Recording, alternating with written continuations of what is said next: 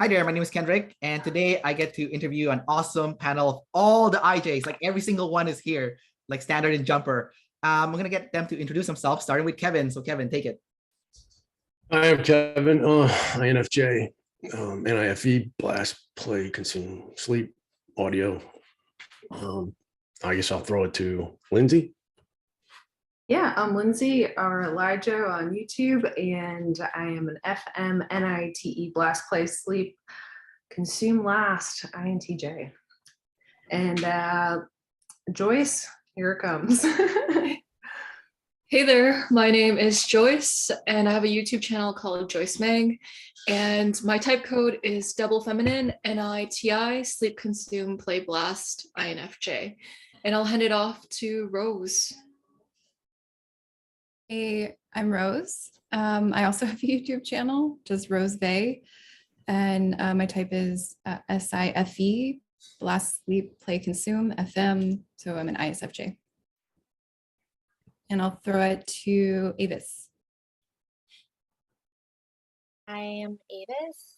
My type is INTJ, NIFI, sleep, consume, play, blast, double feminine. And I'll give it to Jamie. Oh, Jamie. Hi. Okay, sorry, I can't hear it. You said Jamie, right? Yes. Okay. Yeah. All right. Not on purpose. No kidding. So my name's Jamie. FM SITE, blast play or blast sleep play consume. As occurred last time, my cats are already conspiring against me. I'm trying to get them food, so like, yeah, that's yeah. I'm gonna let y'all figure out who's next. Or actually, I don't think Lynda's going. Oh, I'm Lynda ISFJ, FM SITI, sleep, consume, play, blast, and I do not have my own YouTube channel of any sort. I am a little bit less blasty than that. So hats off to you guys that do. It's really cool. Cherie, have you gone yet? No, I think I'm the last one. I'm Cherie. I'm FF, SIFI, sleep, blast, play, consume, ISTJ. There you go. All right, thanks, guys.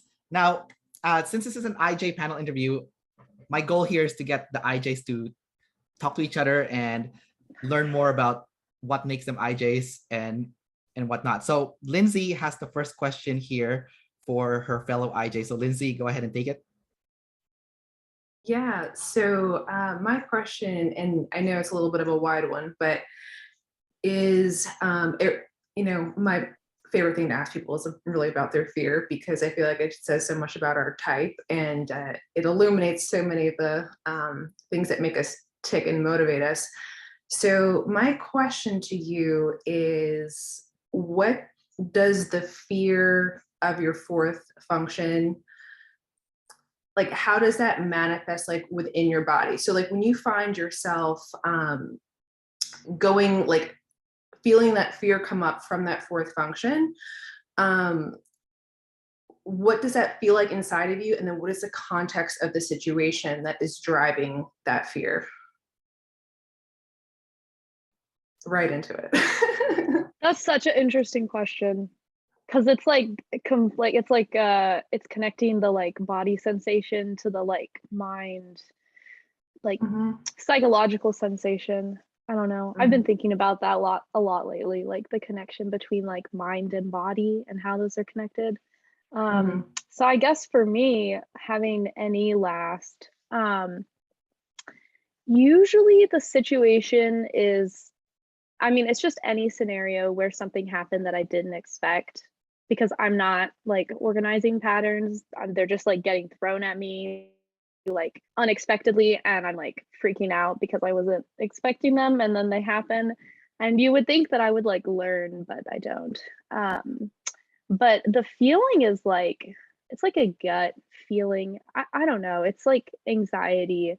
And I feel like I have other like all of my friends that are IJs or that have like OE last, it seems like a lot of them have like anxiety like diagnoses too. Like it's just like a lot of anxiety. It's like super prevalent for IJs. And I think it's just because it's like this constant feeling of dread, like something bad is going to happen and I don't know what. I don't know if the SE lasts have like a dread feeling, or if it's something different, but that's what it's like for me. For me, SE last, also last. It's more about like I'm feeling things are going out of control, like chaos, and either physical chaos or me projecting the future is going to be chaos. And I can definitely start to feel it in my body, like this, body mind centering. I do a lot of body work stuff, and it's very true about how all the things that you're thinking about is manifesting in all different parts of the body and different part of your pain, your joint pains, or sometimes it's just throat, or so I have a lot of tension that accumulates on my neck and my shoulder. So I don't know, it has something to do with last about that, about when I start to feel stress start to accumulate, it start to get really tight, and I start to have like those tension headache radiating. So that's when I know something is coming up, and so that's like a slow build up kind of a tension. But for something immediate, like I know it's like when I see something like, oh my god, like crazy chaos, like I can't deal with that, or then I definitely feel in my guts, like it's just like this knot of like radiating coming up, like I can feel that coming. Or like for like a really good example of like if I'm sitting in a meeting where it's going like nowhere and it's going in loop, and I want to get out of there and I want to take control of the situation. It's like I know when I you know how the ISE can observe and taking things, and I kind of see everything, gather information. I saw the pattern, I kind of figure out strategy, and I hit it. And I was like, okay, this is it, guys. Then I start to like feel that as like, and I got, and I will go to my blast and just start taking control of it. Sometimes it doesn't come out pretty.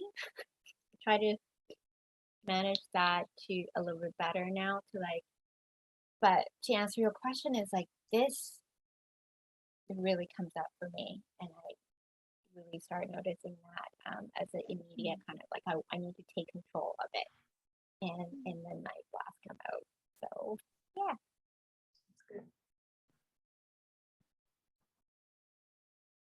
For me, where my fear comes from is fearing that life is meaningless. And so I have trouble just living moment to moment because I kind of need every action I do to be intentional. And so it's scary to me that if you are too chaotic, you can actually sometimes lack why you are doing what you're doing. And that's scary because it's like, well, if you don't know why you're doing what you're doing, you could be, none of your actions could be accumulating towards any meaningful action. And so chaos to me, there's so much potential in kind of future pacing it so you can avoid not wasting it, that it's like scary to waste life if you don't have a certain direction that is intentional in some way, if that makes sense.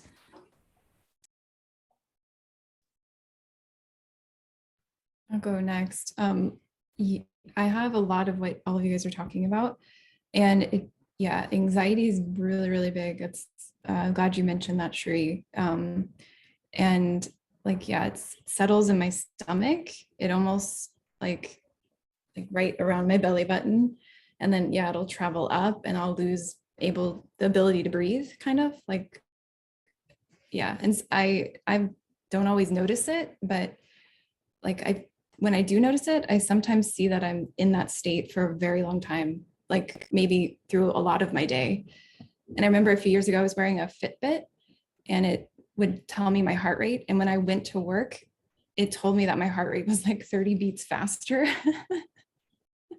when I was there, because I have a high stress job and there's a lot of uncertainty in what I do for a living. So it definitely does hit my body. Yeah. And yeah. What about for you, Kevin? Yeah. I don't know. With SE last, it's usually when I'm about to start on a plan and I perceive that there's some new chaos just happened, or it's going to happen, and it kind of wrecks my whole plan. Then I just want to rage quit. Just like, I don't know what the physical feeling is, but I just quit and just want to go. Like, I guess sleep process is probably what I'm doing. Just get real quiet and yeah, it's kind of the main thing. Yeah, too much adapting or too much improvising is really stressful. It Yeah, creates because like I've planned this entire thing, and before I even take the first step, now there's this big chaos in the middle of it. I'm just like, and I'm about to go. It's like now I can't, so I don't want to do it, because I need all that time to plan, and I have to redo the entire plan. So, yeah. I think that's also like a piece of the like you having masculine sensory still. It's just like, okay, like I want to kind of like throw it on the ground, and like stomp on it, versus like having masculine and it's like I'll just like, even if I see like there's like sensory is like mess something up, I'm like, the plan must go forward. We're gonna plow through anything in its path, and like until death is the only thing in our in our way, Whatever, we just plow through it. No, but what has helped me though is knowing that when I'm actually in those situations and the chaos is happening, like right then, I respond just fine. So I have to remind myself, and plan for the possibility that there will be chaos that I don't know about. And that I reassure myself, you're fine in those situations, it's nothing to freak out about, but it's not easy. Yeah. You're also info dominant too, so you're gonna see the chaos more than everyone. Yeah. Yeah. I think Lynda hasn't gone, right? I was hoping you'd forget. I just really resonate with what Joyce was saying about how if you're not doing anything meaningful, then what am I doing here, kind of thing. I've getting older, feel very mortal, but I probably, my biggest fear that I struggle with a lot is just whether it's time to say something or not for me, because sometimes whenever I speak, I like to speak in a way that makes sense to people, and my brain is kind of weird. My thinking patterns are not always coming up with words in a timely manner, and I don't want to hurt people's feelings, although I will if I need to get the point across. But if I don't speak whenever I need to speak, then it comes out anyway later, and then it's not really good at all then. So that's I feel like I'm rambling, but I do struggle a lot with what to say and how to say it to people. It's not just you. I've got double activated blast first, and I have the same, believe it or not, I struggle with that quite a bit.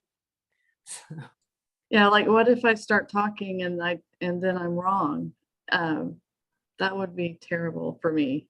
Yes. If I am wrong, I will admit to it. I own up to it, and I'll update myself or whatever I need to do, but I don't like to be wrong ever. I want to be ahead of that curve. That's kind of silly, but it is what it is. That's a TI right there, I think. Definitely. Jamie, did you answer this question already? No, I didn't. I actually, I'm glad I waited because I thought of a couple of stories. So as far as the physical feeling, it's like a blind panic. It's just a body-wide rejection of everything. One of the first times I can remember having one of these, so my church took a field trip out to this museum, It was a Discovery Museum, and I was, I don't know, probably 3 or 4 years old. And I remember they had a dinosaur display. This was a long time ago in the 80s. So like we were more easily impressed back then. And they had animatronic dinosaurs. And, and I remember these 2 little girls I was walking with, they were like, oh yeah, let's go check this out. And I thought it looked cool and I wanted to check it out. But they were like rushing in there. I was like, whoa, whoa, whoa, whoa, whoa. No, no, no, no. I've never seen these things before. And I like, they were trying to go too fast for me. And I straight up like sat down on the ground and like crying fit the whole thing. Oh my God. And they were like laughing at me and making fun of me. It was horrible. But yeah, no, I will like if there's something I'm not too sure. I was convinced the Triceratops was going to eat me if I got too close too quick. So like, so it looked threatening.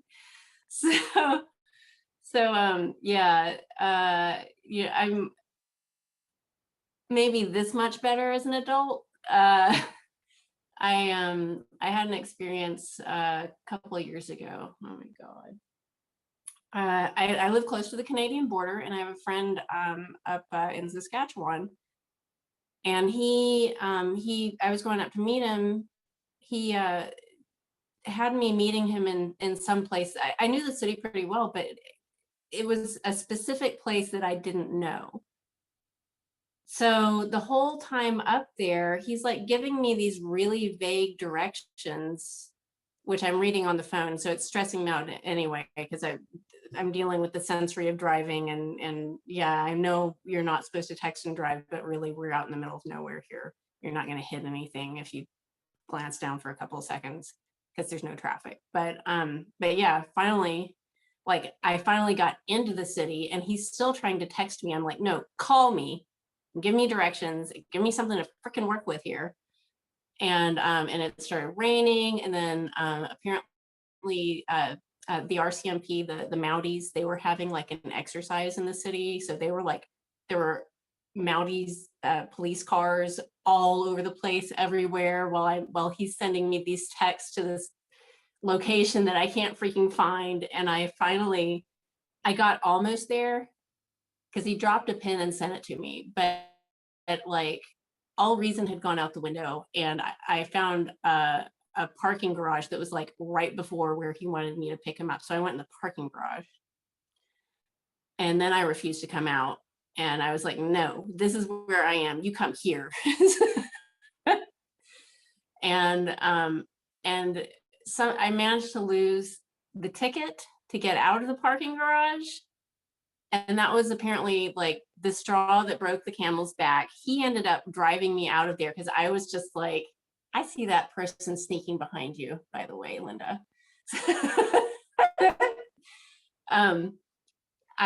I was in total meltdown mode, and I was still looking for the ticket. And like, I don't know, 20 minutes later, I lost sense of time. We had actually left the parking garage. I didn't remember any of this. I didn't know where we were. He had like just swerved around the little thing that comes down the gate, and for blocks after this, I am still actively searching for the ticket, thinking we were trapped inside of this freaking parking garage. So that comes up periodically, and I get made fun of that every once in a while. But yeah, I mean, it's just like it's not even reasonable. You just lose complete touch with reality, which my grasp is loose anyway. But like, yeah, no, nothing makes sense, and there's no way out, and we're all gonna die because I can't find the freaking ticket for the parking garage. So that's how I experience my any last. Do you think there is like a big difference? This is not a formal question, just informal, but like to me, it seems like there's a big difference between NIIJs and SIIJs because of the like, I don't know, future planning aspect of NI. Because I definitely relate to you, Jamie, about like get like, oh, like just that whole situation. Like, yes, very relatable. But I feel like if I had an I at the top, somehow like it wouldn't bother me. I'm just like, I don't know why, but it's like I've seen like NIIJs before in situations like plan ahead in some way. Like I know somebody who like keeps like a full like set of clothes and like kit for like repairing their car and like all of this stuff like in their car so that like if anything went wrong, they just be like, oh, it's okay, here, I got my little tool from my tool belt of things in my trunk, and they're fine. Like they've got like 5 parking tickets like underneath the seat of their car that they can just like got the thing. Well, Maybe that's just my bias, no, but it's a nine. No. But I was gonna say that I'm actually outrageously well prepared in most cases.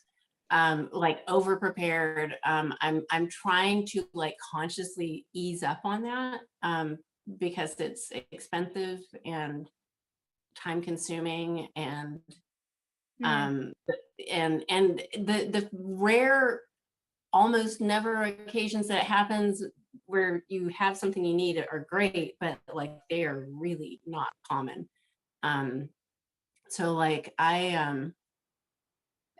so 2020 hit, I literally already had a a couple of big packs of N95 masks. I had a bulk supply of alcohol, like not drinking alcohol, but you know, rubbing alcohol.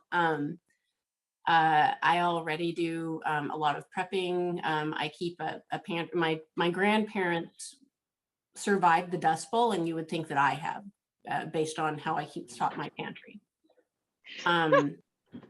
So like, you know, that's, you know, there is that, and for things that are regularly occurring, if I go ahead and say, hey, this is a routine issue, I can actually plan for what I want to do when the shit hits the fan. And those are good times. That's when I'm doing what I'm supposed to do.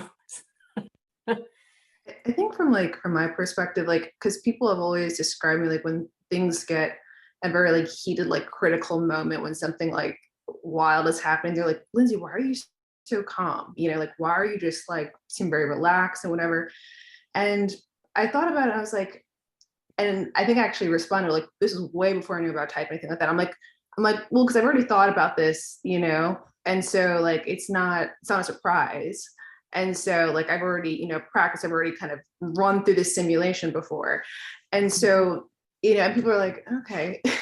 But I think, you know, with NI, it's like, you know, Jamie, you said like when if it's like a routine thing, and like I think that's where SI is really has its strength. It's like when it's in a routine kind of a thing, it can be very prepared. It's very like well stocked in the things that are like would make sense to be well stocked in, you know.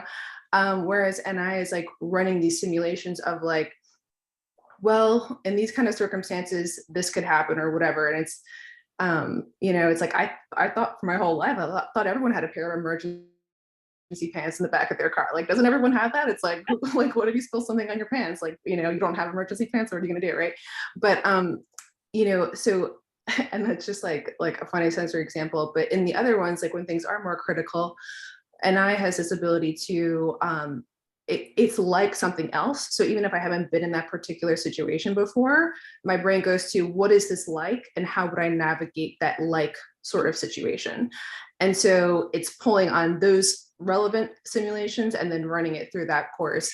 But what you don't see is on the front end is like those simulations have been run so many times from like this weird like paranoid NI perspective that like it'll come off across as calm in the moment, but there's hours of not calmness that are associated. Yeah, that's true. Because it's like Definitely. when I'm running through all this scenario way beforehand, because then there will be like hints and stuff or planning or something. You run through, for me, I run through all the feelings of it, and then I'll be like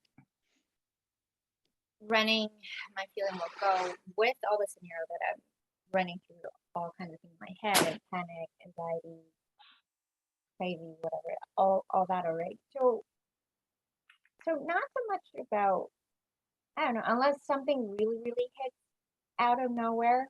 Well, things happen, hits out of nowhere. Either I don't notice or it isn't right, like emergency right in front of your face, and then it's like, that then I would like literally freeze and then try to like, hey, then what is the overall purpose of this? I'll kind of like pull out of that instead of just fixating on the physical thing.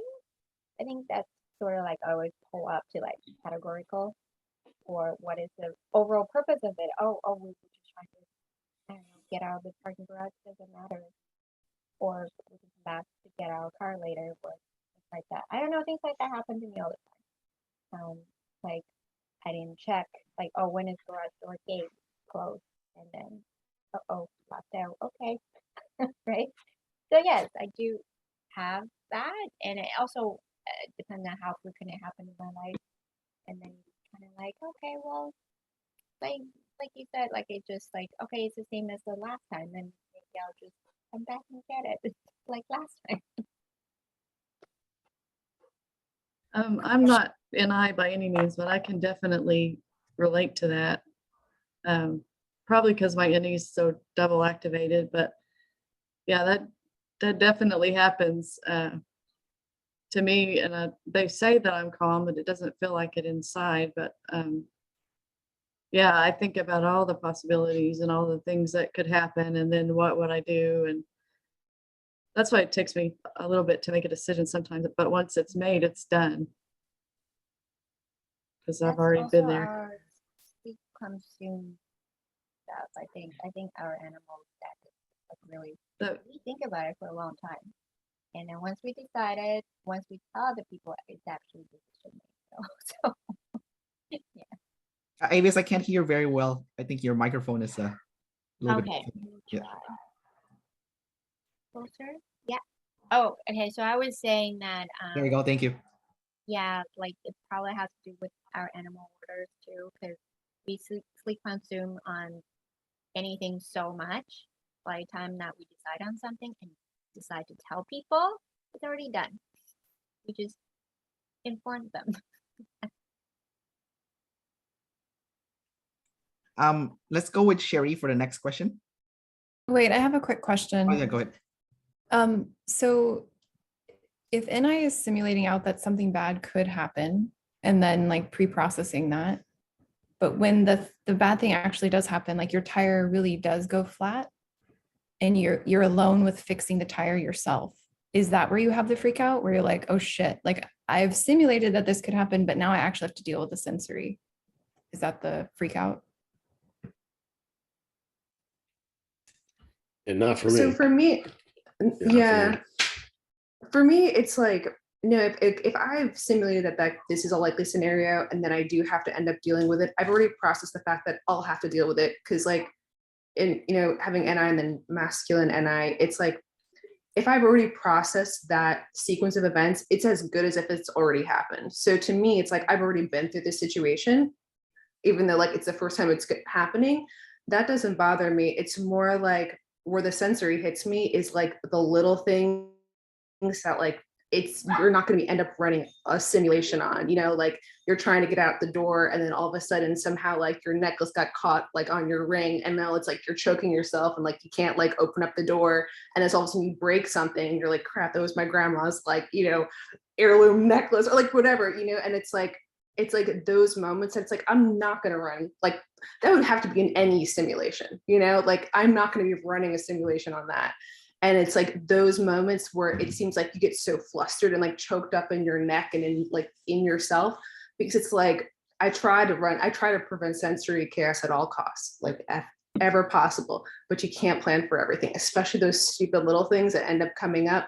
And those are the things that like really, really, kick us. So Yeah, because when I already simulate, I have a flat tire, and I'm not gonna change it myself. Like I already know I'm not capable of doing it, so I will research beforehand.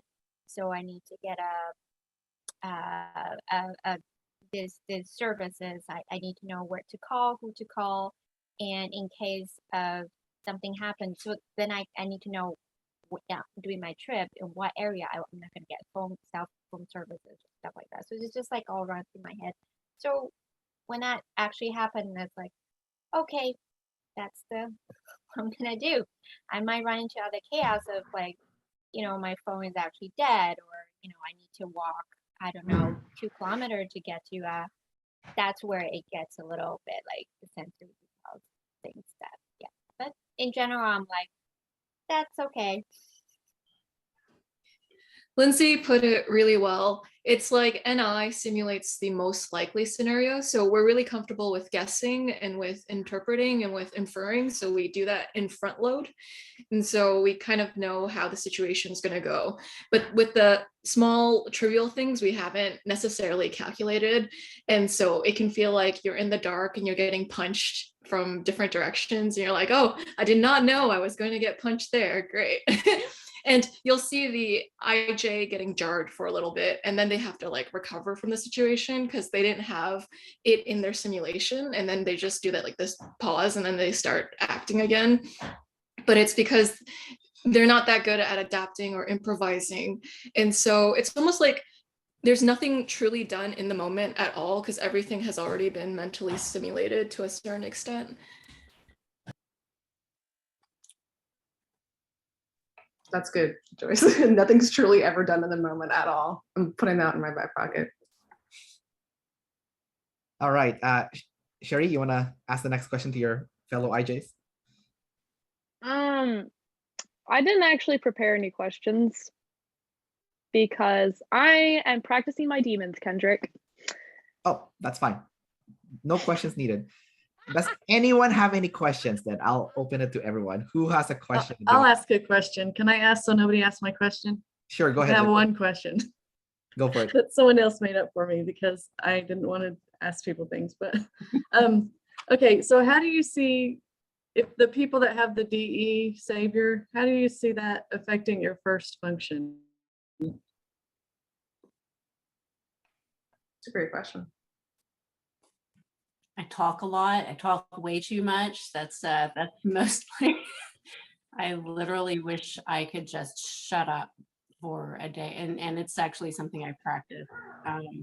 That's how my DE affects my OY. And like people will ask a question, and I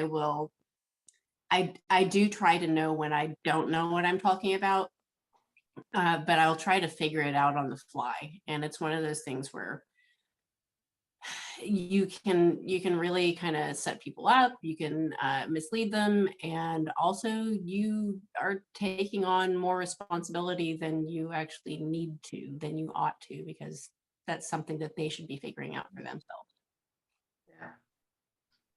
Yeah, I couldn't agree with that more. I think, it's not only am I running the simulation for myself, but I'm, as being tribe over self, I'm running it for my very, very small network of living humans because I couldn't literally do it for any more.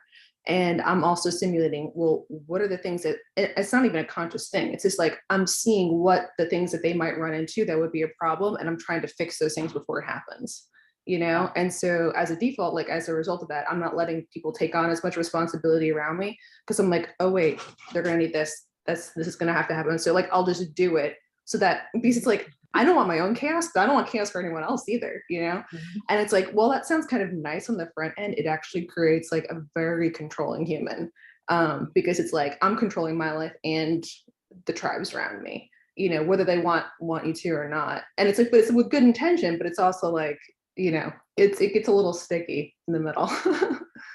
Yeah, I on that one.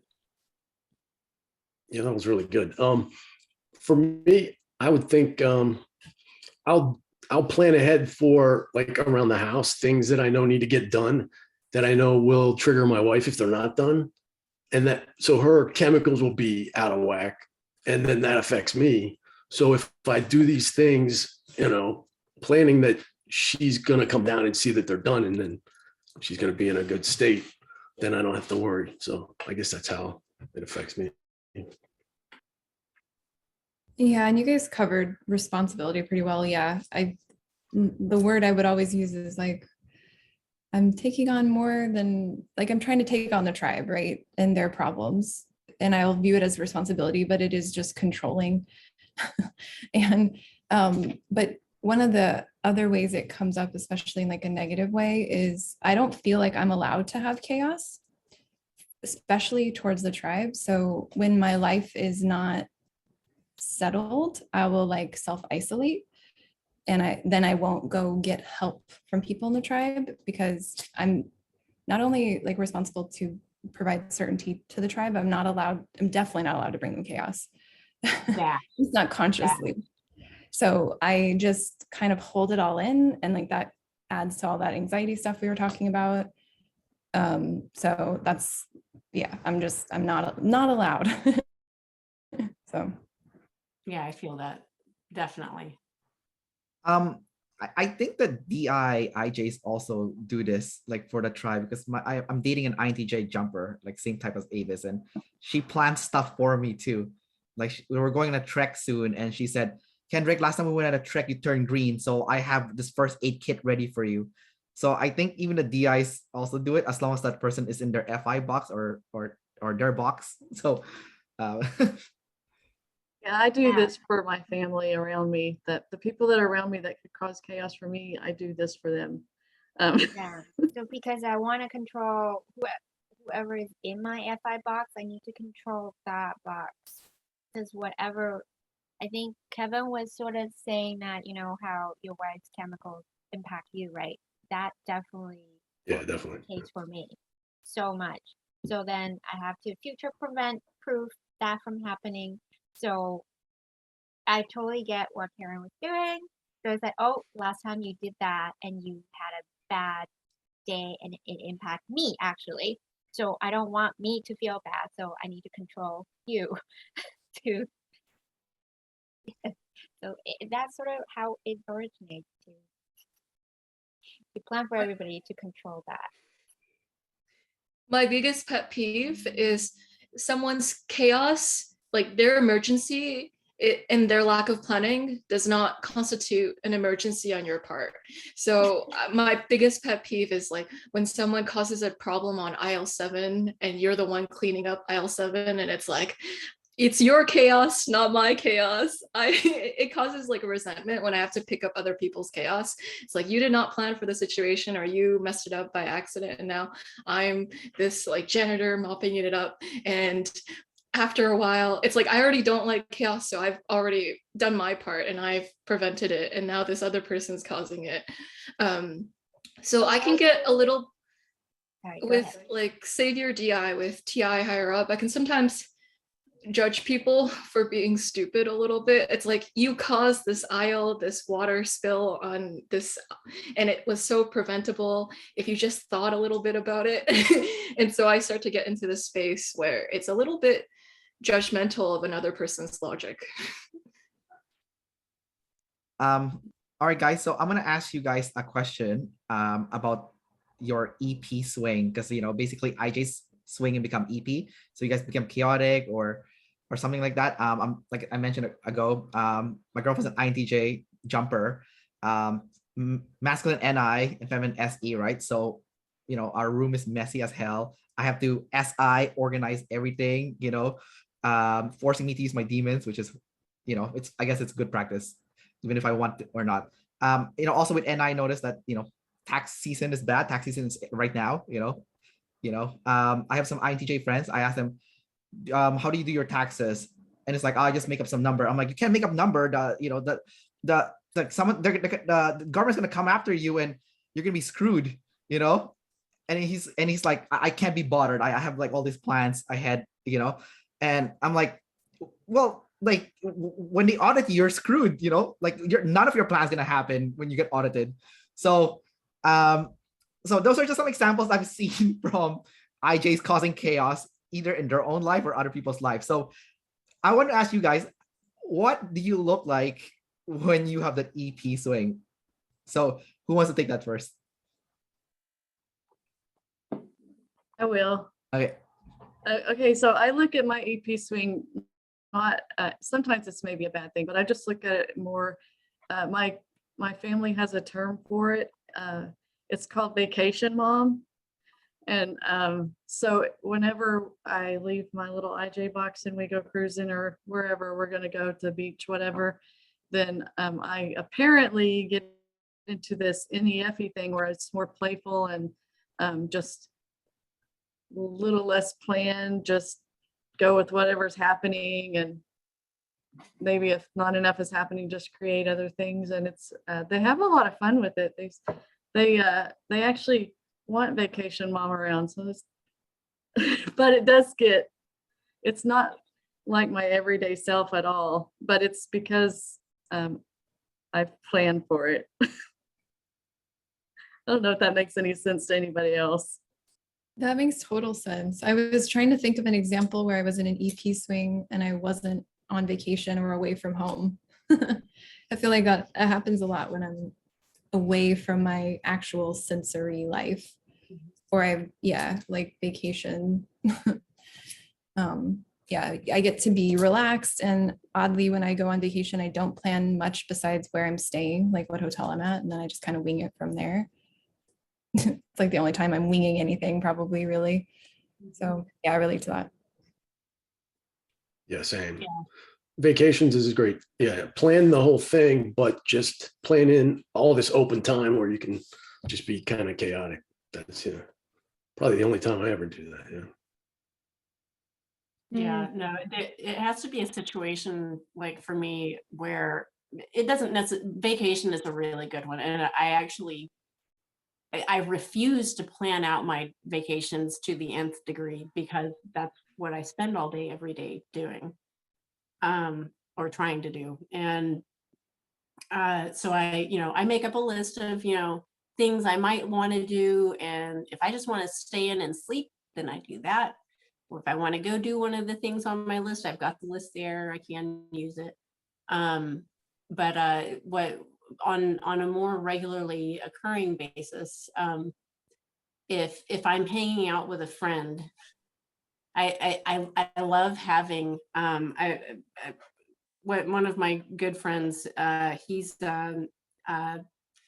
some kind of a double, he's ST at the top, but it's like SE, masculine SE at the top. So like if we're driving around, he's driving, thank God. And then I don't have to be responsible for any of the ST stuff that I usually have to do. And I can just go off in la NF land and have a good time and be bubbly and fun and be like, oh, what's this over here? Play chaos monkey for an hour and a half until I get worn out and have to return to the real world, because that's what I'm responsible for. But yeah, I've always been attracted to EPs, whether it's in fiction or in real life. And so I'll try to prove to them that I can be EP too. So it's almost like mentally preparing myself. I can be cool like you. I can embrace the chaos. And with the play low, I'm even peacocking high play, trying to show them, look, I'm playful. I can do that back and forth with you. And so I get myself in conundrums where I'll have an EP asking, all right, we're gonna go what do you call it? Parachuting down from the sky. And I'm like, all right, maybe not particularly that, but and so I'll get socially drawn into EP things. Like maybe it's a little bit of a feminine FE. And I'm like, okay, you want to do this group activity or you want to do this activity with me because it'll make you feel good. I will do it. And then I've agreed to go, what do you call it? Parachuting? Skydiving. Skydiving. Skydiving. Thanks for helping my blast last. I always say that I don't do anything with the word diving in it. I don't go scuba diving. I don't go skydiving. Anything that has like, for some reason, they're all things that like hit my IJ no button. But where I'll see my EP swing on like a more regular, like, and okay, so judge us how you will, but like, so I have a mini fridge, and like in that mini fridge, I like to fill it with non-alcoholic delicious beverages that are a variety of different things, and it's almost like a work of art. Like I will put items like drinks into this mini fridge that are, you know, that are different. They're like a variety.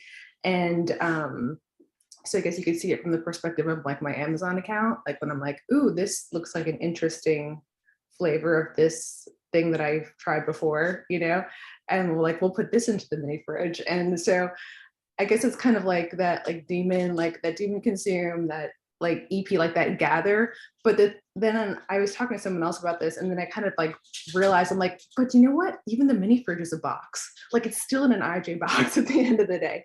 So it's like the EPness has freedom to like, you know, do its thing. It's like consume, but it's only in the mini fridge, you know? So I've seen that be a funny thing and play out. That's really well put, Lindsay, and I hard agree with the skydiving thing. So what happened is my friendship ended with that EP, and I was like, one of my first thoughts was, you know, one of the ways to positively reframe this is I no longer have to ever feel peer pressured to go skydiving ever again. You know what? That's the silver lining. That must be feminine, SE, because I would go this minute if someone walked in and wanted me to go skydiving. I'd leave right now in the middle of this, for sure. That'd be awesome. That sounds really nice. Yeah, for me, I'm more like Lindsay. I have the SE EP variety within a controlled space of whatever it is my choosing. Lindsay, you reminded me of something. My dad actually, when I was a kid, I was kind of, I wasn't picky, but I was on the fence about whether I liked something, and he thought I was about to be picky about it. And he told me that I should try any food once, and then if I didn't like it, I didn't have to have it again. And it ended up being this thing that like put trying new foods into my box. So I have this like consume, and I actually used to have a mini fridge. I sold it, but now it just goes in my regular fridge. But I buy all kinds of different pops. If I see a new one, I gotta try it.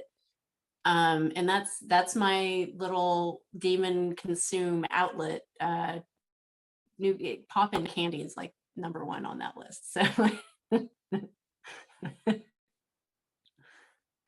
I just want to mention something real quick. It sounds like even if you look at Hollywood, there's like a lot of IJs that is peacocking EP. Like you know, Tom Cruise is an ISFJ, and he's always like playing like Mission Impossible and like all this like EP roles, you know. And I'm thinking, is that like is that like an IJ fantasy to like do all this stuff? I don't know. Like so, you know, But just he over rehearse it too. Like I can totally relate to that. Yeah. Like I skydiving like numerous times, and yeah, like Kevin, like, you know, you want to go, we can go right now, like that. And I do a lot of adrenaline defying activity. Like I snowboard, I rock climb, and I do flying trapeze, and also like vertical dancing, which I dance over, like we have harnesses like over the whole building. So I do a lot of those. That's why I was a little bit surprised when I got my type and how people perceive me and how I feel myself.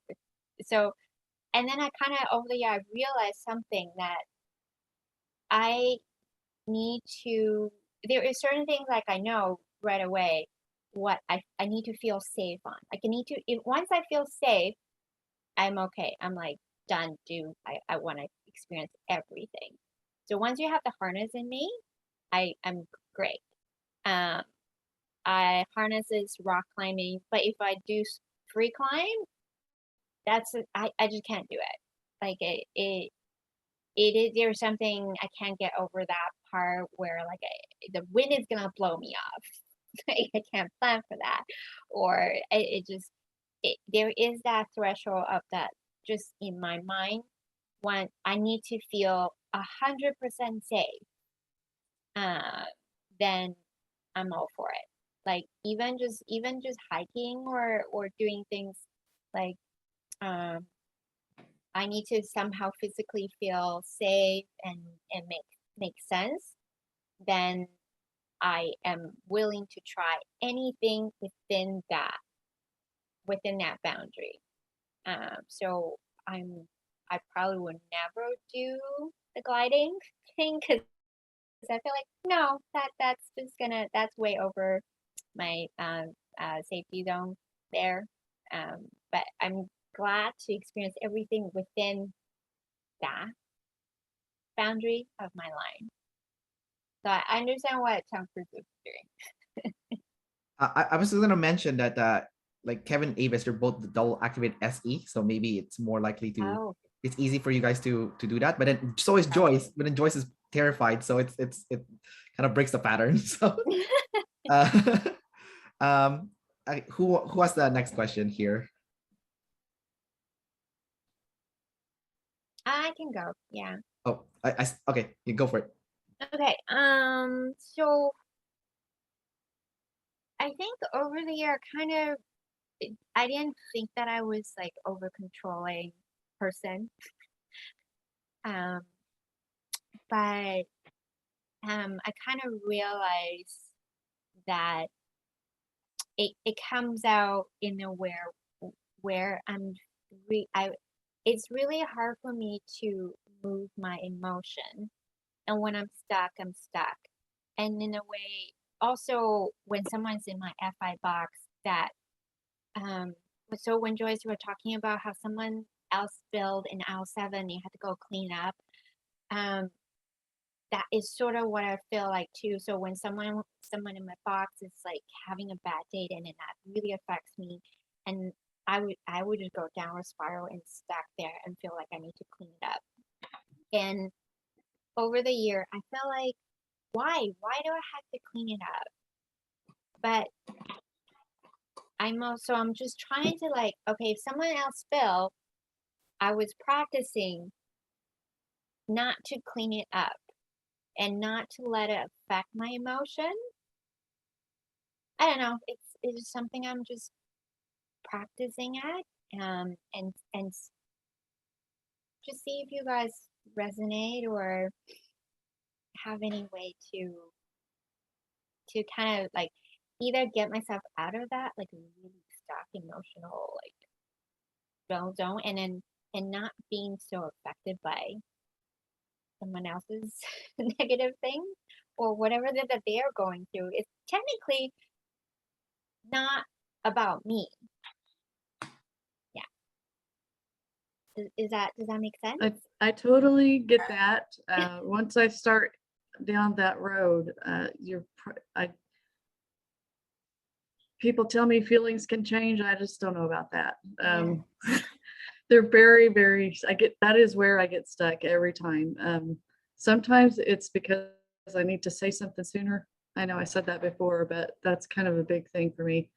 And the other thing that I'm learning is like just something happens that's just beyond your control, and people are going to people, and work is going to work. And so it's kind of like the thing that I say is I can't care more than they do.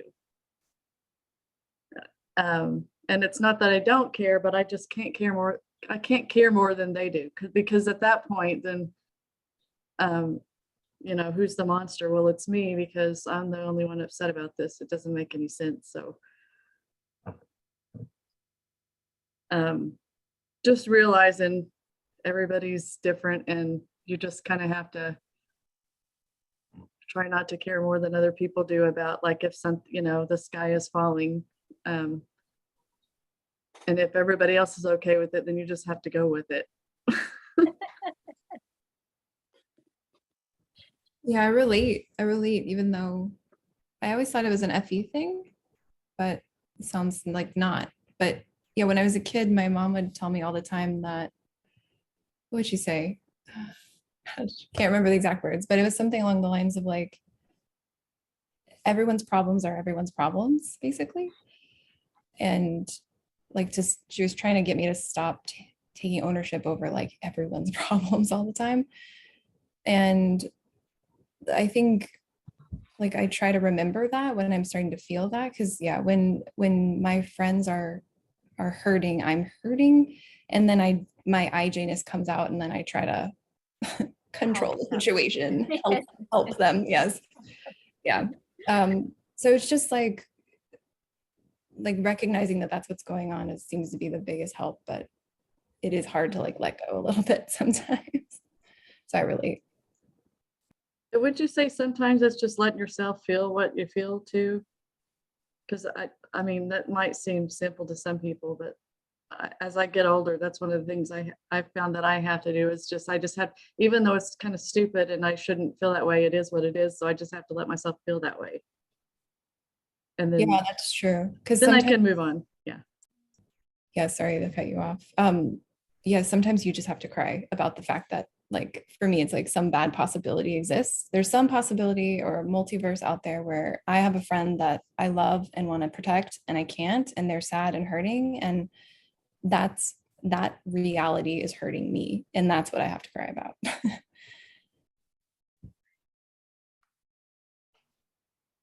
Yeah, going through it. Yeah. I definitely relate from like, that's like, that's what my NIFI, like that processing, that sleep processing is just so familiar. And, whether it's, going through and it makes moving very difficult is what I found. Like moving, like it makes the sensory seem almost impossible. It's like, I can't even get down to that function if I'm like sleep processing something, and then it's like the length of time associated with that processing. It's like you're saying, it can be very hard to escape from, because it's like with FI, it's like it's a part of you, like it's a part of your identity. And so it's like, well, I can't just get rid of myself. I can't just get rid of this feeling that I'm experiencing, because it's a part of who I am in this moment, and it's like the realness of it is so intense. But what I found has happened, like, what I noticed, actually people like with TI, I saw them doing it first, and that's where it kind of like I noticed it. And what I noticed in people with TI doing is like they would talk about something, some state that they had been in or some kind of situation, and they would basically kind of like make fun of themselves about like how they were in that state, about like whether like it was they're being, pathetic about something, or whether they were being like, whatever it is, they kind of like called it out in a way that like depersonalized the emotion. And like whether that was a positive or negative thing for them to be doing, that's like aside from the fact. But like, I realized, I'm like, well, what they're kind of doing is like depersonalizing the emotion a little bit. And then I'm like, how I can use that as like a tool to kind of like, when I've said like I can process this thing for like, let's say 2 days, but then I need to kind of move on and like go on with life, if I give myself some sort of a deadline. But like using that as a tactic to get out, and saying like, I'm going to depersonalize this by almost like making, not like, it's not always making fun of your state, but it just being like, like that emotion, like, like look how I'm being, and create that separation from that's who I am to like, that's what I'm doing, and creating that separation. I feel like it's the first step in kind of separating that all-encompassing void that is, an IFI sometimes. Yeah, because one of the tool is bringing a different role in your head about the observer head, and let the observer talk to yourself. I think that is sort of something like taking yourself out of it a little. Yeah.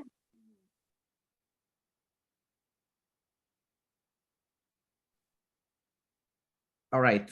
Does anyone else have any comment about this, or can we go to the next question? I think Rose had the next question. Go ahead, Rose. Okay, so I've been trying to get better definitions for masculine versus feminine functions. And I know we don't have any masculine SI here, but we have, at least some people have masculine OI and some people have feminine OI. So my hypothesis is this, and I don't know how I would prove this, but I'm curious about how you guys experience your OI. With my feminine SI, especially compared to one of my family members who has masculine SI, I see that like I'm often looking down at my like negative NE, and there'll be like 1 or 2 particular bad NE things that I want to plan around. And so I'll stack my SI differently on Monday than Tuesday, depending on what I'm trying to avoid that day or that time. So like, even though I might manage a project, I'm going to do it differently every time.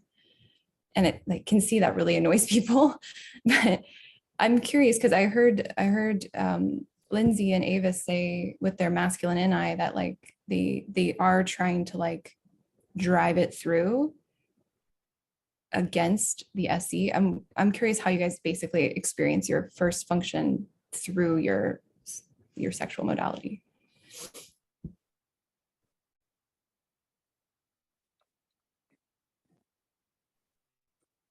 Yeah, I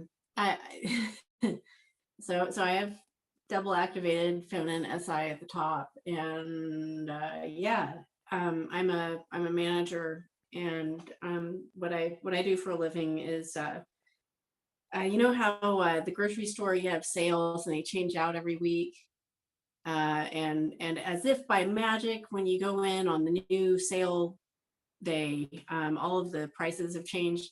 I'm the person who actually applies those changes at the local level in the store. I do it on the computer, and then I go around.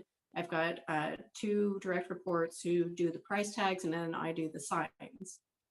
And so doing that, you know, there's a degree of routine, but we do have one overnight a week, and I just took this on toward the end of November last year. And so in trying to make this bearable, because working one overnight a week is hell. I don't care who you are.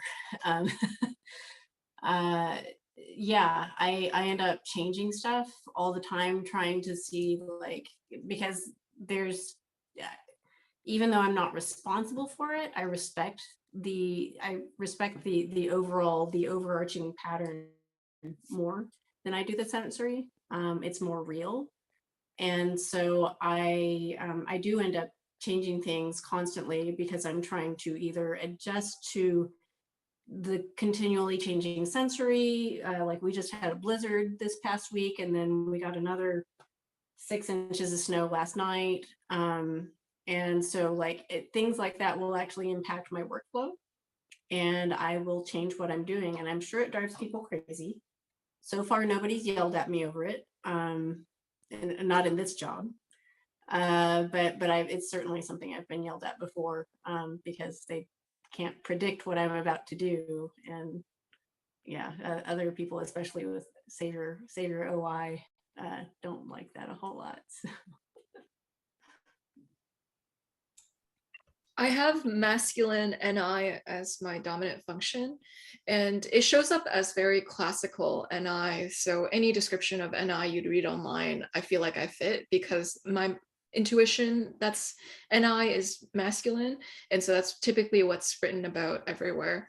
And so I oftentimes feel like I'll bend the sensory to fit into the patterns. And so I'll have the patterns I go back to, and I'll just find a way to fit all these situations back to those patterns. And I have a pretty piercing focus when it comes to my vision, or just staying on path, or having a direction, but like in future simulations, like I feel like all of those things are in my perception.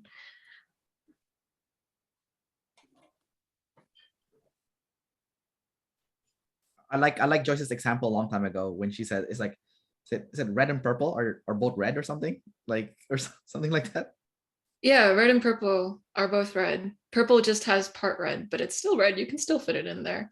And oftentimes I'll have NE users sometimes going like, that's purple. And I'm like, no, it has a bit of red. You can put it in there. See, that I completely agree with that. Yeah, so SI is like that, but like also with concrete things. I feel like, yeah, for me, what I'm explaining is also like this pattern explains everything. And then I'll have NE point out, well, it doesn't fit in this situation or this situation. And I'm like, well, overall, this pattern still makes sense. And it's just this pattern bulldozing over the sensory. Yeah.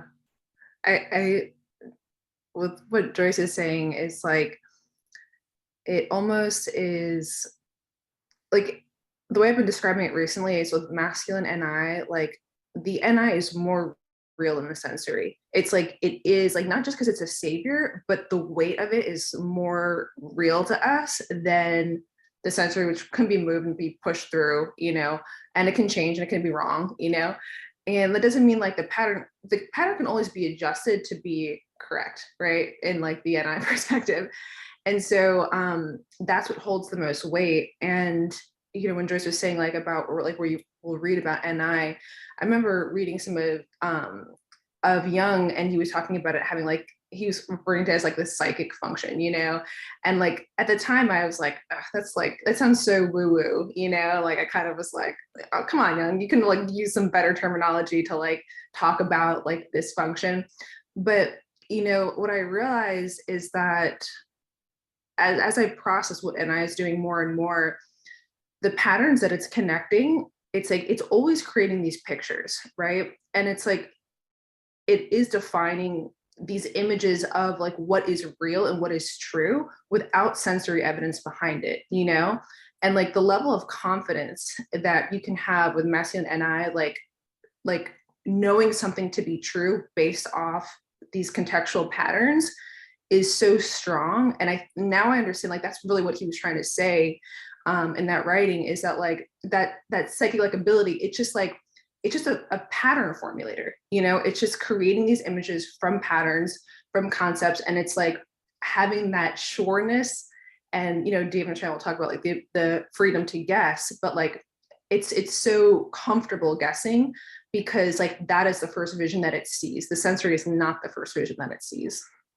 Yeah, the guessing feels more real than reality itself.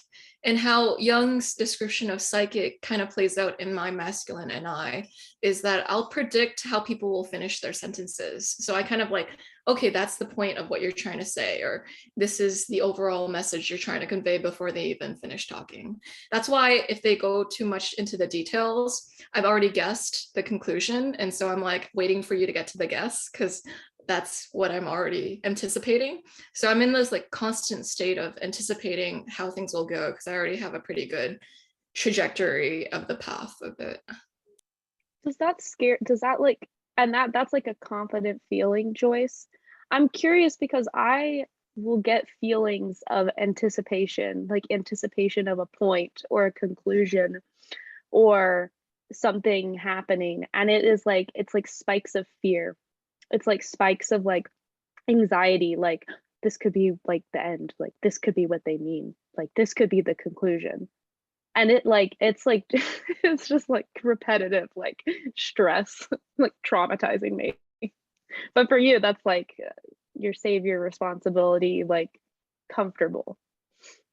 It makes sense, Cherie, like from like having masculine any as a demon, you know. It's like you're having that masculine weight of intuition, but like on the demon side, whereas like Joyce and I, it's like propelling us through walls, you know.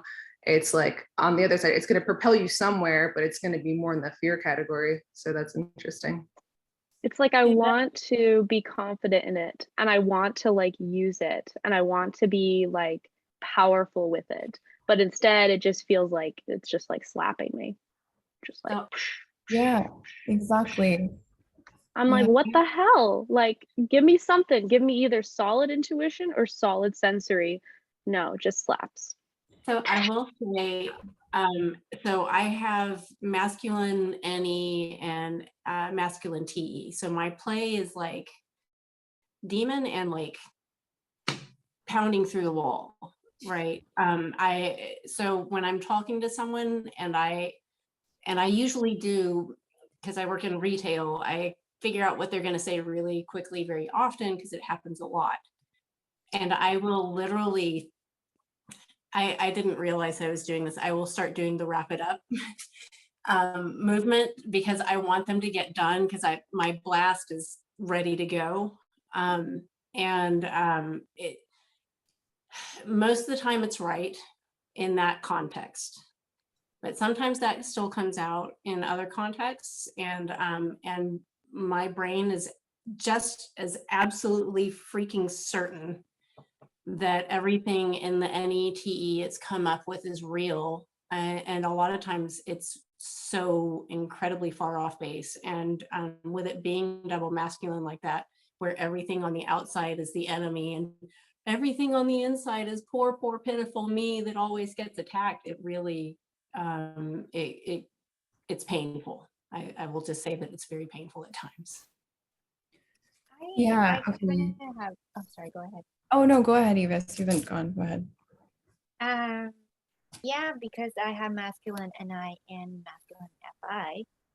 So that picking up what people are trying to say is very, like, just intuitive, very quick. And I like Jamie said, most of the time I'm right. Like, I know where they're gonna go. I know where everybody's perspective is and what they're trying to say. And I can see this pattern of, okay, oh, we're going loop. This is gonna take 3 hours, or this is gonna, and I would be like, okay, I know this is happening, and I just like wrap it up, and then I would try to like take control of it, right? So it's like your blast automatically comes up already confident, and I would just like squeeze all through to my last animal because I want to save my energy. So, and it's so real. Like most of the time, I was like, I already know what you're doing, so and to the point where I'm cutting people off. So I realized that probably at the end of like in my late 20s, I start to be in a position where I'm the lead, and then I'm conducting meeting, and I start to like whipping people to like move people going, project managing, and I become, even though most of the time I'm right, I start shutting people off, like as in like I'm not listening to them fully. So that is where the danger is, because most of the time the sensor will back me up, and I become so like reaffirming like, yeah, my NF is totally right all the time. I'm like really great because they call me like the poop finder, apparently, that I do know where the poop is, but I'm not right 100% of the time, and I'm start alienating some people, and that become my blind spot. Yeah. Yeah. Okay. So, all right, that makes me understand better. I think Lindsay used the word confident, and that's a good word for like masculine OI in general. It feels like my relatives with masculines SI feel confident in a way that I don't feel confident about my SI. And like the words I've been using like in typing is, and this is going to sound very negative, but like for people with feminine OI or just feminine functions in general, because they're looking at their masculine function and their masculine function is a demon and it's negative, they come off paranoid almost. And then the people who with masculine savior functions come off as controlling. And I saw that when I was watching The Dropout, which is about Elizabeth Holmes, and I'm pretty sure she has double masculine saviors.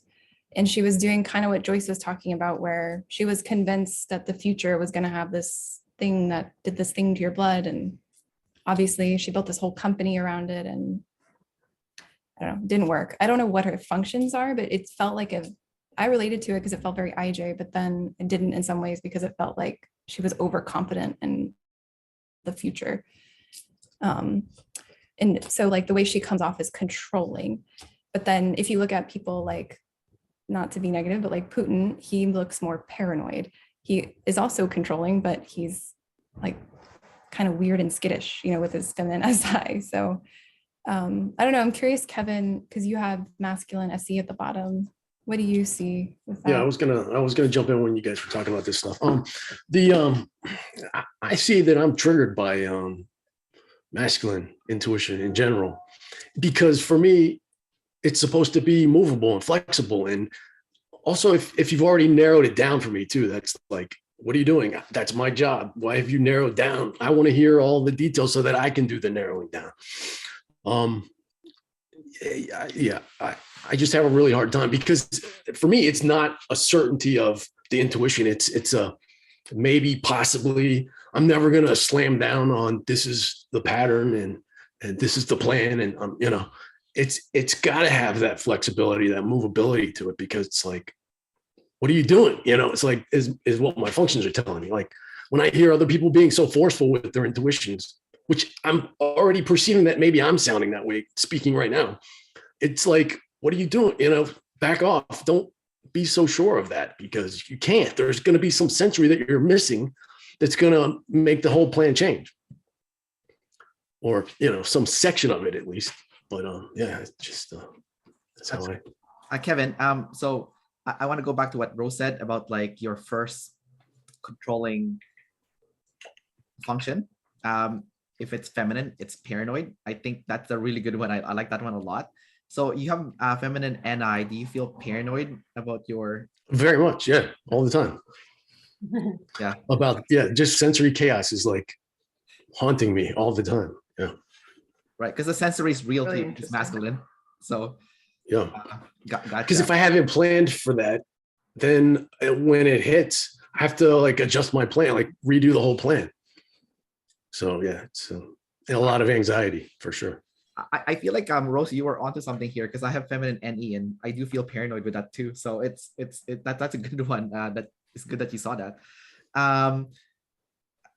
Yeah, you wanted to say something, Rose? Yeah, no, just I'm glad. Yay, my intuition works, but also that my masculine FE, then the math says that that's controlling, and I believe that that's true, because I don't feel paranoid about the FE, but I'm probably appear pretty controlling there. So I think it works for deciders and observers. Right. And then I think what Joyce said earlier about like she's already predicting what people are gonna say. I don't know if that's necessarily NI. It could be like N in general, because like I do that too. Like sometimes I hear people talking and I'm like, where's the fast forward button? Like I already know what you're gonna say, you know? Like come on. Especially if it's an ST report, like 2 times, please. You know, like just 4 times. Like you know. But I want to go to Lynda, because Lynda is in a weird spot compared to you guys. So Lynda is double activated masculine NE, and it's demon, but it's double activated. So I know with Cherie, she says it feels like slaps, right? Like the intuition, the prediction. But like Lynda, it's double activated. So like, do you relate more to like what Cherie said, or like what the masculine NIs, you know, kind of like what they had to say? I was actually trying to think about that. I think it might depend on the situation, because I can see both sides, but yeah, that's kind of wild. I wouldn't say that I'm paranoid, but I am guarded. I like to use the word guarded because you're always thinking about what could happen. But controlling or paranoid, if I had to choose those two, I'm probably more controlling. But what about your masculine NE? You know, because like Cherie said that, you know, like she'll have hints of like what is the point, but because it's in the bottom, it's like, you know, not quite sure if it's true or not. So she's getting like slaps, you know, on her face, or I guess in her body or something. I do predict what other people are going to say. I don't know if I'm very good at it. Yeah, I try not to do the rolling thing with my hand that Jamie was talking about. But I don't know that I'm confident in knowing if I'm right about that. It's all good. It's probably just somewhere in the middle. Yeah, that's what it sounds like.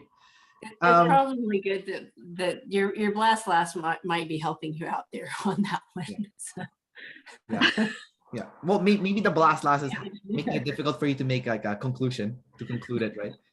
Well, that NE is very active, and I think about more than one ending, like choose your own ending of this book kind of thing. I don't know if you guys are old enough to know about that, but they used to be able to choose your own ending of the book. Well, like by just reading, and then if you want this to happen, go to that page, or if you're going to make this other decision, you go to a different page when you're reading this book.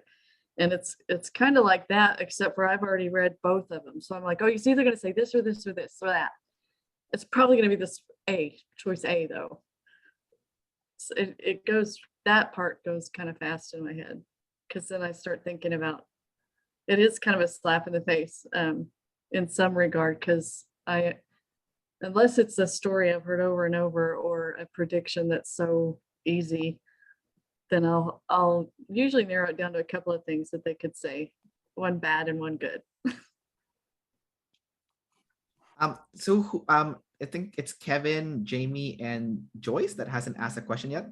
Kevin, you want to jump in for this one? Yeah, I'll jump in. Since I'm an INFJ, I'm going to ask a relationship type question here. I figured that was appropriate. About romances, I'm curious. Long term, do IJs typically have like longer term, or are you like guys jumping around in different relationships, or what? I'm guessing I already know the answer, but I'm just curious, basically. And I know some of us are married, so before you got married.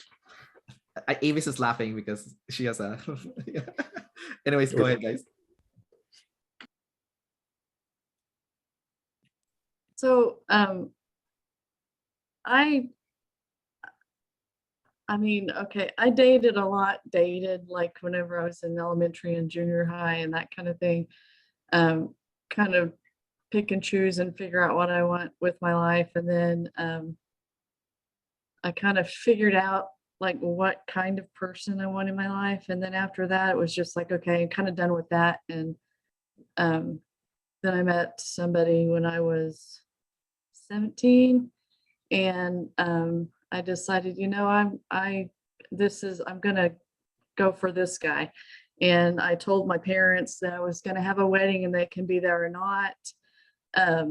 That's kind of how that went. And of course, I don't know why I was surprised, but they were like, okay, all right. I mean, I think I was 18 when I was saying this stuff. I got married when I was 19, and I've been with this guy for, I don't know, whatever the year it is, 28 years this year.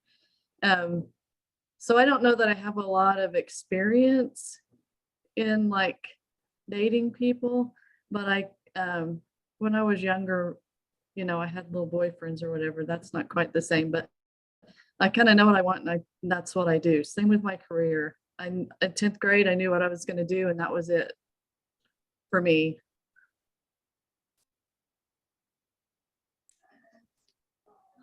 Yeah, I'm gonna answer a bit of the previous question as well. So we were talking about anticipating and predicting. For me, I realized some of the predicting comes from like I'm predicting how things are relevant to the vision that I'm trying to cast. So it's like, how will this affect the vision, or how does this play into the ideas that have to do with that vision? So I don't know if that's could be just my OI, my NI, but it could also be a little bit of DI too, with the TI, thinking about the self and the how things affect that kind of, because I don't, like when you were talking, Lynda, about, what if that could happen, or what if that could happen in that book, that is more NE like, because you're looking at the spectrum of possibilities or the spectrum of ideas. Whereas for me, I'm entertaining the ideas that are relevant to what are already in my box. And I'm like, how does what is happening everywhere outside relevant to my IJ box of ideas? And so I don't know. But with the question at hand, relationships, for me, my friendships have always been like my relationships. I kind of see soulmates as also soulmate friends as well. And I find that they are relatively really deep and intense kind of relationships. Everyone kind of sees it as like two peas in a pod, or it's almost like they have their own little bubble here. And it's because oftentimes it's hard for me to find someone I can connect with.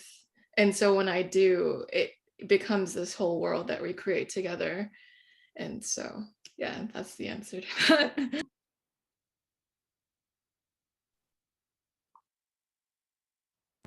I can answer. I'm not married, but I have dated a lot. And there's been many times where I thought that I would marry the person I was with.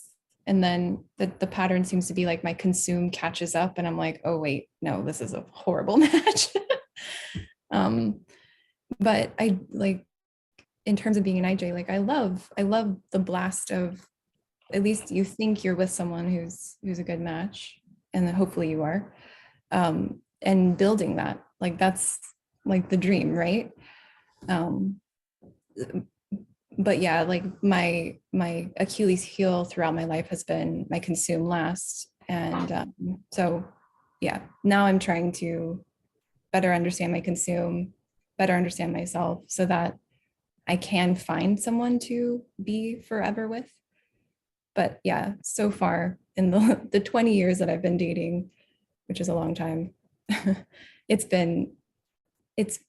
like looked probably closer to like serial monogamy than anything else.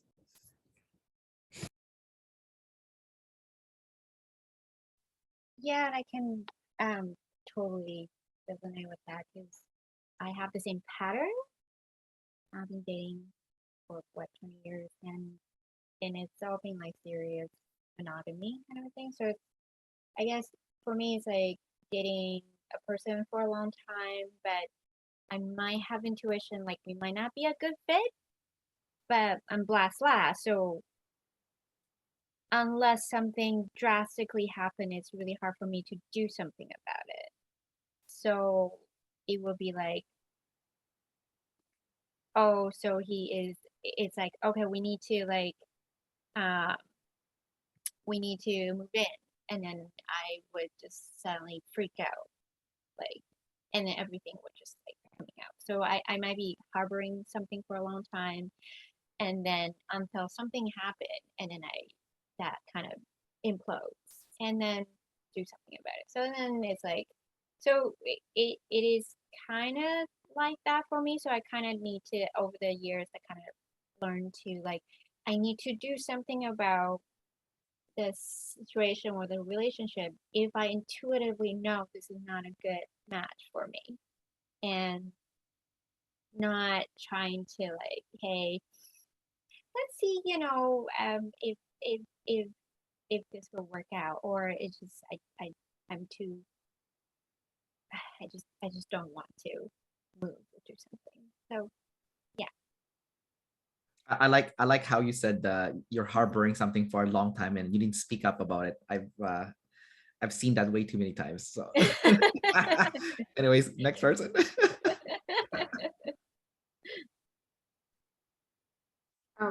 For myself, I really don't have any, like, I was never dating, like I was never a dater. Like I kind of like, when I was younger, it was one of those things I would always say, like, I'm not getting married until I'm 40 and I have nothing better to do. Like that was my slogan.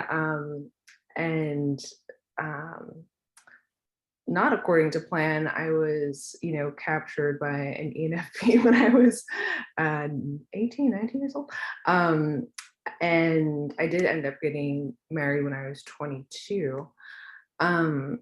But like Joyce was saying, like whether it's relationships or friendships, it's like my circle is very small, and like those relationships are very like they're very meaningful because there's like not a variety. Like I only have so much energy for like a very few people in my life, because like if they are in my life, like I want to give them what I believe is TE fair and is, a good, I just want it to be meaningful. And so I could never see myself as being someone who could, I don't know, really see like relationships or friendships as something like trivial or temporal. I've just never been able to, I know people do that and that's fine. It's just, I've never really been able to conceptualize it that way. And I think that's also why I, in general, have like very few, real life friends. It's just because it's like, well, if I'm going to give time to this person, I want it to be meaningful, versus just like, I mean, it's also the consume loss they're talking, but it's like, I don't have time for variety. So yeah, it's definitely been more on the long, consistent route. I realized that I didn't fully answer the question. So I'm not married and I've never been in a relationship before. And I think it's because I've had a best friendship before that is so good that everything else it kind of delves in comparison. So it's like when you tried 5-star sushi or 5-star whatever meal that you love the most, and then going back to the supermarket version is not as great. And so it's like I'm looking for a romantic relationship that is as good as the friendship that I had. And also with Lindsay getting adopted by an ENFP, I was also adopted by an ENFP too. So it was pretty funny.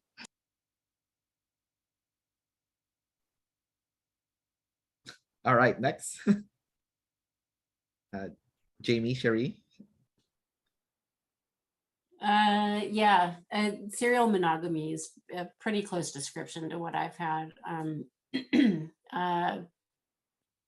I guess I was a late bloomer. I didn't have little boy. My sister had little boyfriends, but I didn't have little boyfriends. My first boyfriend was in high school, and then it just kind of like each boyfriend it lasted a little bit longer, like like I was learning how to play a video game or something. And That's funny that you say that, because I gave a time limit to mine. If it was 3 months and I hadn't gotten any further in the, like, they had a time limit to meet my standards, they're gone. So that's hilarious. That's awesome. Like a video game, maybe. That's like a DI thing.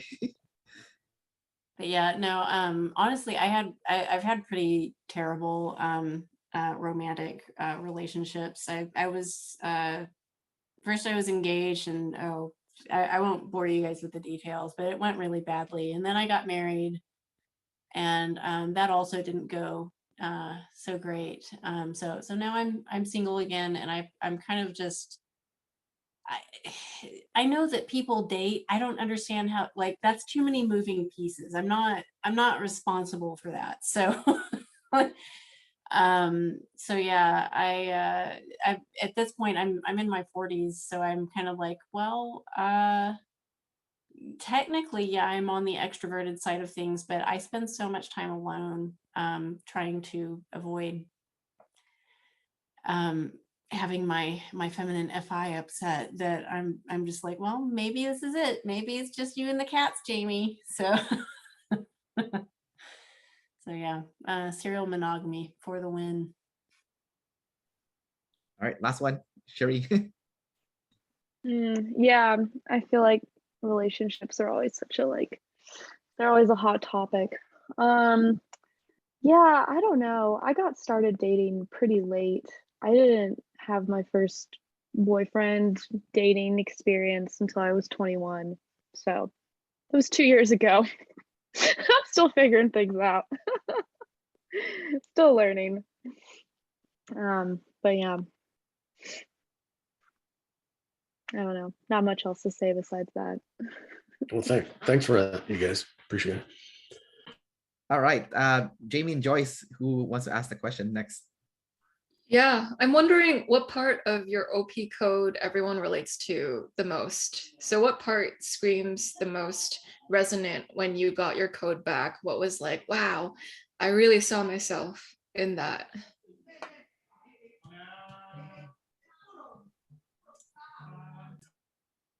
I'll go.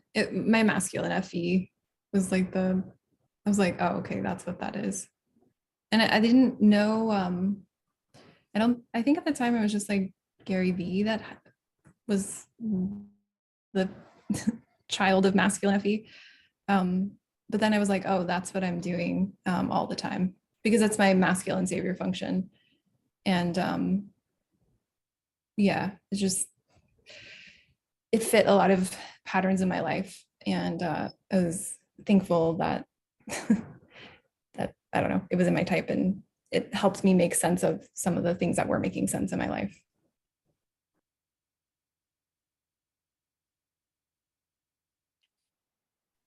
Kind of funny that you say that, because the masculine FE I did not see coming.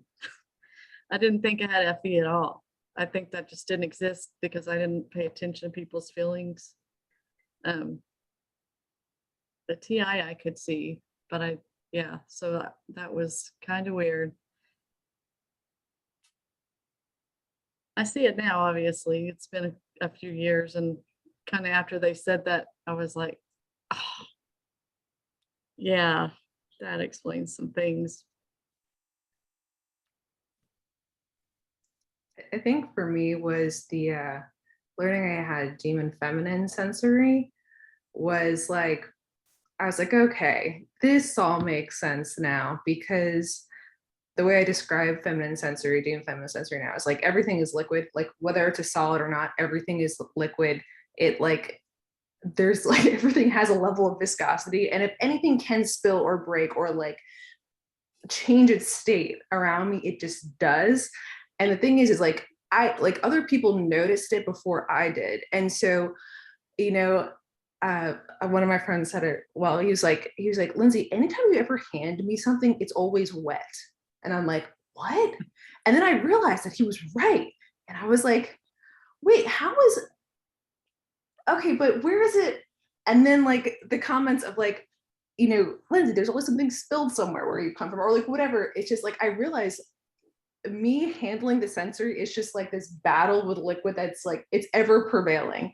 And as conscious as I try to be of it, like as much as I'm like, I am going to like be very good with this thing, or any kind of IJ hack I can do, like my cup, like I could throw this thing down a flight of stairs, it's not going to spill, you know, it's like I'm only going to drink out of this, like, okay, I have this part fixed. But like anything else, it's like there's always going to be some little hole that something's going to like leak through, literally and metaphorically, as it relates to the sensory. And so like learning what feminine sensory was, and then demon feminine sensory, I'm like, well, that's why everything is always wet and everything's always a mess. Like it's just like it's everything literally slips through the cracks, is the best way I can say it.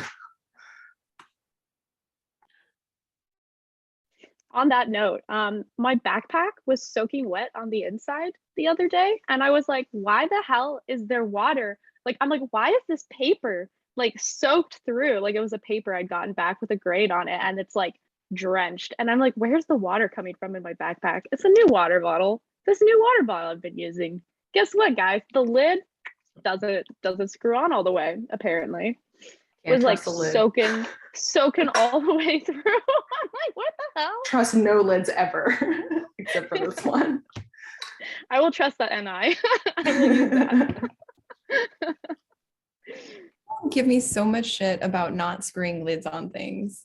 Like they'll come behind me and be like, what is happening? And like scream at me across the house. So yeah, I really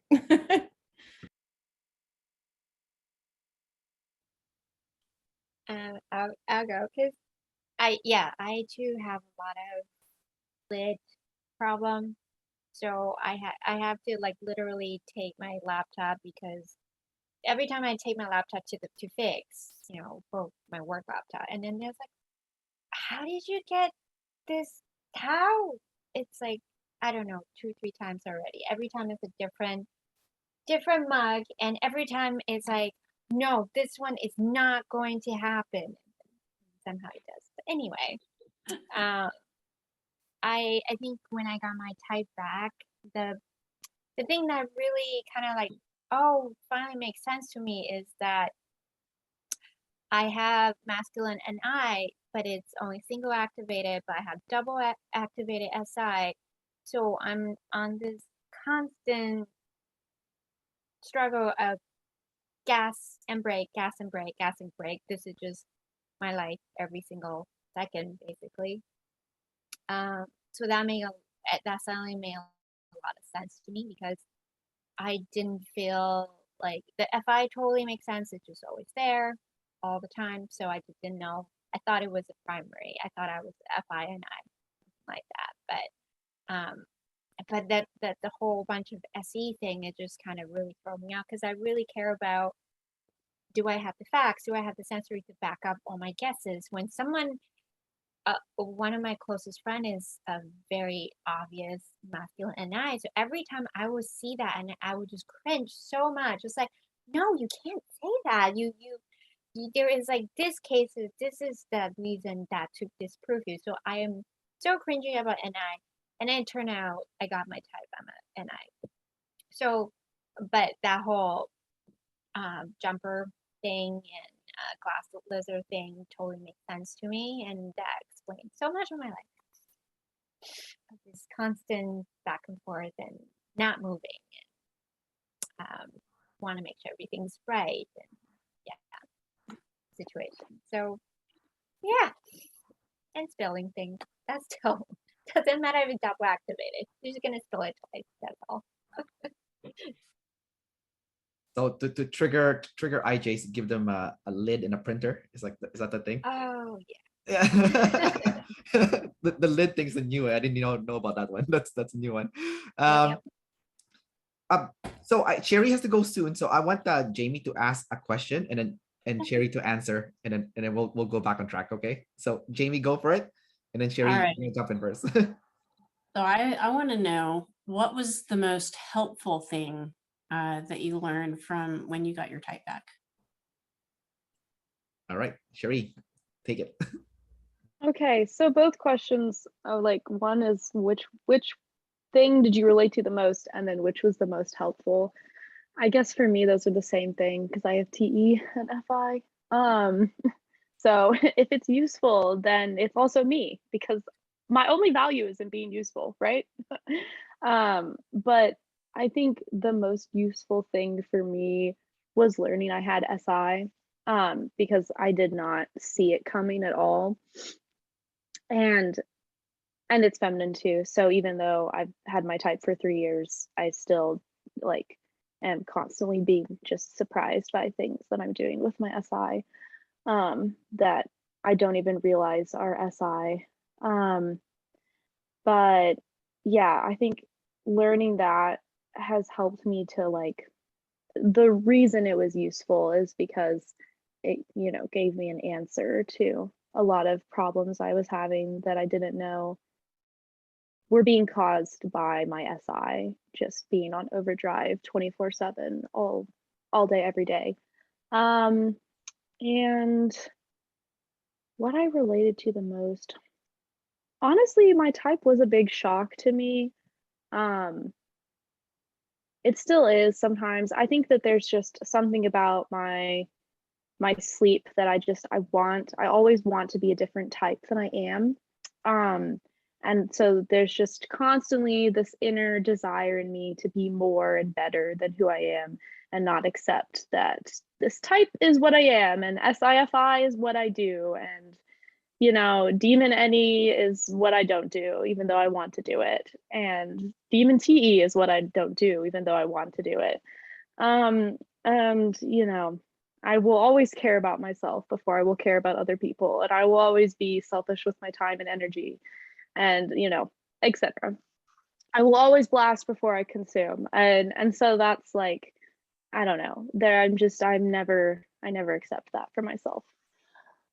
But yeah, I don't know where I was going with that rant. I guess my type is something that I would like to learn to accept and utilize to grow, but at the moment, I haven't gotten there yet, but that's where I'd like to get. It's 6:55, so I gotta go now, but it was lovely talking to everybody, especially so many IJ women. I love it. I feel like I don't know. I feel like being an IJ as a woman has its own particular challenges. And so it's nice to be like in a group of other women who have OI at the top. And I don't know. I'm not alone. I'm not the only one out here doing this crazy thing.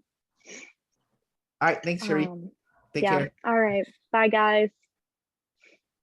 All right. Who wants to jump in next? I'd say the most helpful thing about knowing my type was learning to understand what my double feminine demon consume is. And especially on the FI side of that is because I always felt that, when it comes to like what you like and what you value, that should really be immovable, like, so whatever that thing is that you like and value in reality, it should be like, that's it. you know, like that's the IJ side of my brain being like, you know, like it should only be that way forever, you know, and then having this inner confliction about it and feeling like going against that would be wrong, you know, because it's like I'll see the masculine FI saviors and they just seem so confident in like, yeah, this is just I'm 100% in on this value, you know. And I'm like, I don't know, I feel like what I like changes sometimes, you know. But it's like that's like that demon double feminine consume, and then it's really weird to like even dip your toe in. So it's like I kind of just try to run the other way. And then I think kind of like the acceptance of like this is something that I don't do, and it's okay that it's double feminine and very, very movable. That like acceptance process I felt was really important for me, because it was really just learning how to accept a side of myself that I always saw as like wrong, you know, from like a very like double masculine savior perspective. And so I think that, you know, self-acceptance in a lot of areas is important. But for me, that just like it seemed not like I wasn't accepting myself, but I was just like, well, obviously like I'm incorrect and seeing things this way. So, but yeah. Yeah, Lindsay, you're not very shabby, even though you have double masculine saviors. Like there's like your masculine TE is not doesn't like smack you in the face, you know. I mean, that's just what I've noticed. I think that's also having masculine NI and like being like like being a visual. It's like we're the least kind of like talky chevy, I think is what Shannon says. Like the FMs are the more the mumblers and the, you know, which is funny because my parents, my entire childhood were like, you can't talk, you just mumble the whole time. So maybe that's some of it too. FM mumblers, that's funny. All right, who's gonna jump in next? Yeah, so we'll start with what parts of the code that I relate to the most that were aha moments for me. And it was having sleep as a savior, because when I talk, I do acknowledge that I do sound sleepy. It sounds like I had a basket of melatonin before speaking. And you can literally hear the sleep savior in my voice, and I hate it, but it's there. And I realized why I sound so low energy, even when I'm well rested or even when on a good day. And so it's had me accept the sleepy vibes that come with my presence. And having play low down as a demon made a lot of sense, because I'm a kind of person who my life journey is learning to loosen up sometimes too. And so it made a lot of sense. And having play and blast as a demon could make sense too, because it's like I'm very stereotypically introverted, and my animal stack is very stereotypically introverted, like having sleep and consume high up, and I'm pretty unmistakably introverted. Like I'm not in the mid, like I'm not confusable. I'm very, very sleepy. And so another part of the code too that made a lot of sense was just seeing my type twins. So that's not necessarily my code. And also seeing Matthew Hussey, and I know he has NIFE, but I've been following this guy forever, and he thinks exactly how I think. And so to have him in the same type territory, even though he is Savior Tribe, so, like Matthew Hussey, when I hear him talk, it's like hearing my own mind in another person, except he's more fluent when he speaks and he sounds less sleepy. But other than that, it's almost like seeing a cloned version of myself in another person. And so that has been really helpful to me to answer Jamie's question, because it makes me really see how real type is, because I'm like, wow, looking at Matthew Hussey, I can really see myself in this person. And I know no one else thinks like this too. And so I'm like, wow, there's another human being that has my flavor of weird, and it can be explained through our cognition. And so my TI is fascinated by the block bangingness of it too. And so, yeah, I'll pass on the gamut to someone else. I just want to make one comment, Joyce. I think when you submit your typing video, it's like when you see it, it's like not introverted, you know. It's like yeah. Yeah, whoever wants to jump in next, go for it. I can go. So for me, I kind of really, I found that animal stacking really helped. Like, the function, sometimes you're like, oh, what is this? What is that combination? And it just gets too complicated. And I like the system of animal, straightforward. And I really observed that with myself and with people around me, just like, oh, I can really spot that, what your default is and how people are like mostly just flipping through their top two, like most of the time. And when you're unconscious, where you just like flipping back and forth with your top two. And I think that really helped with understanding myself, like why my repeating pattern in my life, like what was that, and what the problem is, and either with work or relationship or things like that. So it, in order for me to like make something, help myself, I can have all the idea, I can have all the theory, all that, but I need to actually do something. So having glass is like a really good realization and also like a confirmation. So, okay. So, but then I always have like, how do I get there? So this is give me a method of how do I get to, like, I literally cannot skip, sleep, consume, play. And then a lot of time it's like, it also kind of forced me to do more of the tribe interaction. And even though I already decided in my head, I still need to bounce back and forth with the tribe and information to like kind of validate that, to check in with my double masculine and IFI crazy system in my head. So that has been a really helpful system for me. And also it's really fun to kind of just to see how that typing play out with everybody like being typed and my type twins, and how that has been similar. And like I see that, oh, that was me when and it was just fascinating how you see that's real and you can explain it, and I loved. So it's like, oh my god, like that's a system where that just gave me a lot of dopamine. It's just like, oh, okay, a lot of dopamine for my system. It just it really helped to produce. It's like I finally figured out a way to make something out of my life to get what I want. Your double activated consume is very like obvious, Avis. It's like when you talk, you do like that. Take us along on how you got. Oh, go to where I. Yeah. It's almost like an ST report, kind of. Okay. Who else hasn't answered the question? Okay. I haven't answered. Go for it, Kevin. The most helpful thing in general was just getting the type itself, because I didn't even get into this for like self-growth and stuff. I just wanted to know my type. And as I was learning the system, I just kept seeing ways that I could actually use this to help myself.